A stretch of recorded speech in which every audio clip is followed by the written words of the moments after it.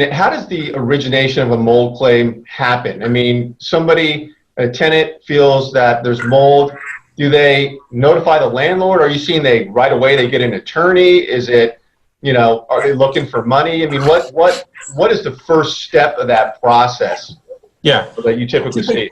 Sure, I typically see complaints from the tenants about mold growth, and the common contributing factor are really two things. Well, it's moisture, but it can be a broken pipe, some leak, some source of moisture. Water's infiltrating inside a unit through a defective roof or something of that nature, or just improper ventilation inside the unit, which could be contributed to the tenant's failure to ventilate.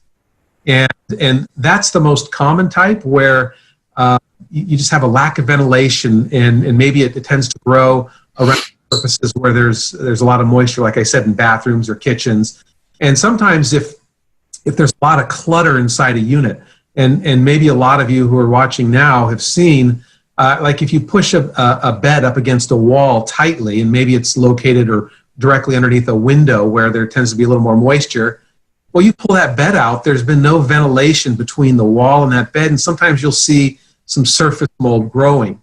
That's not uncommon. So I do see that, and that's typically handled just wiping it down with a bleach solution. That typically eradicates or alleviates the problem. But then when if there's a claim, so somebody says there's a claim, and you have a landlord coming to you, when the landlord's coming to you, is it because there's already like a lawsuit going on, or there's just a sniff of a situation and they're coming to you to ask how to handle it? And then I was going to parlay that into Brad, is like, okay, let's say there's a mold issue that arises, because I've heard you talk offline that some of these mold claims can rise to a multi-million-dollar lawsuit for respiratory issues, lost wages, all that stuff.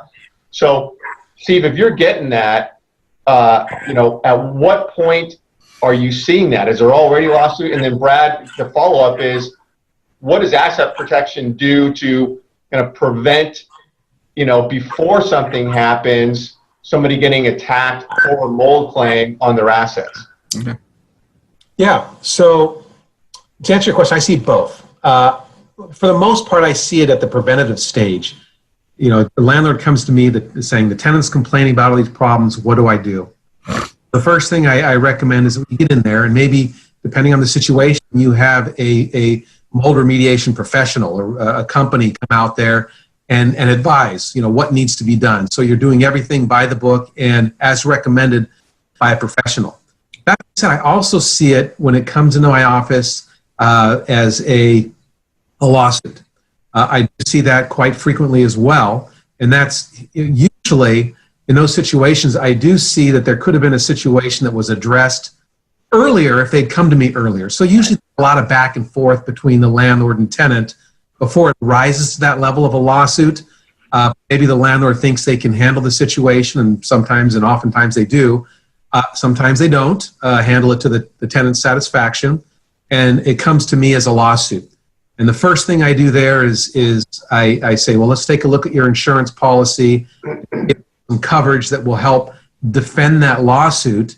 Oftentimes there are mold exclusions from lawsuits, so that kind of segues into what Brad may have to say. Well, how can you protect yourself from this type of a lawsuit in the event it does get to that level? Yeah, Brad, what do you think? Yeah, sure. Well, first of all, I just want to take this opportunity to say thank you for everyone for taking the time to listen to this presentation given by both Steve, myself, and coordinated by Paul. And I think all the points that Steve's making are absolutely correct and critical. I mean, we have dealt with a lot of mold-based clients, mostly taking place in the northern areas, especially here in Northern California. And as I was listening to you, Steve, I was thinking about a client I'm dealing with right now in the Oakland area that has this exact issue, dealing with the tenant inside a marketplace. And what I find that one of the most difficult challenges about the mold issues with regard to the breach of habitability that you mentioned is that what truly is the cause? of the clients or the plaintiff's respiratory or whatever the mental, however that mold manifests itself. It's hard to find out what the genesis of that issue is. It's it's a very not very clear area, right? Because some people are saying I'm having these anxiety problems, I'm having these respiratory problems, and it's all mold related. And then, well, the landlord is, well, maybe not. Maybe these are things that you had prior to coming to us, living with us, and now it's just manifesting itself because of just time and age and issues of things like that.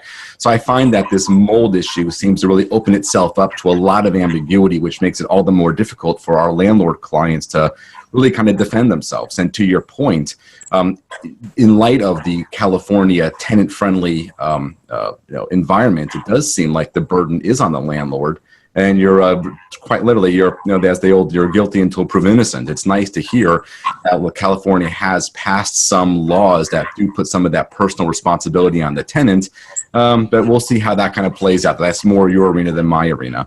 And so from a protection perspective, and there may be some exclusions in particular policies that would prevent the mold from being a covered event. And then if that is the case, then you want the landlord certainly wants to make sure that there are some protections in place to prevent that mold liability from getting to them personally. And that's really what asset protection is all about.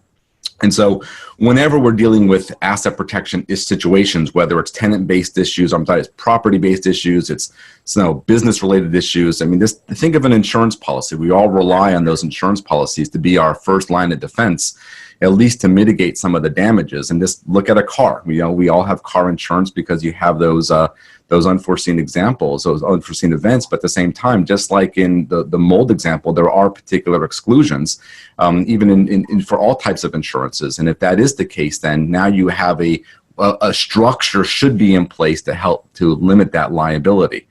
And fortunately, a lot of our clients have real estate as part of their overall portfolio. And not only is it a great source of potential income for them, as far as income and future appreciation of assets, but it's also the largest source of potential liabilities that we deal with. Because there really is there's an uncontrolled element here, and that uncontrolled element is the tenant. You just don't know what the tenant's doing. You don't know what activities are happening on the property. You got this ambiguous mold thing. Is it truly a mold problem, or is it something else just manifesting itself? So the real estate is a great source of investment, but it also does come with these liabilities.